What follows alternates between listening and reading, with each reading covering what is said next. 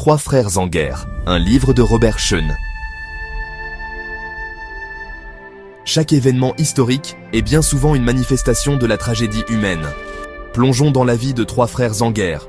Quand Robert Schoen découvre les lettres de ses ancêtres, il met à jour plus que des souvenirs. Il découvre la destinée de trois frères enrôlés dans la Wehrmacht pour combattre sur le front russe. Ce qui avait commencé comme une belle aventure s'est transformé en cauchemar. Deux ne sont jamais revenus, laissant des familles à jamais brisées. À travers les mots employés dans ces lettres, nous ressentons l'espoir, qui est, au début, celui de la victoire, mais qui se transforme bien vite en celui de sortir indemne de cet infâme chaos qu'est la guerre. Robert Schoen, à travers son livre, redonne vie à ses trois frères. C'est le déclenchement du conflit en Ukraine, en 2022, qui a fait ressurgir ces vieux souvenirs de famille, passés presque dans l'oubli. Souvenez-vous et honorez ceux qui nous ont précédés, pour que l'histoire ne soit jamais oubliée. C'est un hommage aux trois frères, à Georg, à Joseph et à Alphonse. Tout d'abord Georg, le seul qui ait survécu à la tourmente.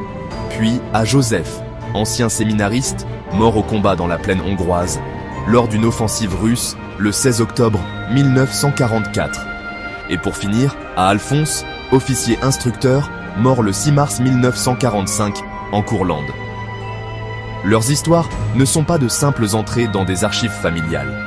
Ce sont de véritables tranches de vie, oscillant entre espoir et désespoir, et nostalgie pour le pays et les êtres chers qui l'habitent, ainsi que pour le passé et les jours heureux qui ne reviendront peut-être jamais. Leur destin nous rappelle que derrière chaque uniforme, il y a aussi des destinées qui perdureront bien après que les armes se soient tues. Mais comment ? Vous pouvez vous procurer le livre de Robert Schoen, Trois frères en guerre, dans toutes les bonnes librairies ou sur medvoxpublication.com.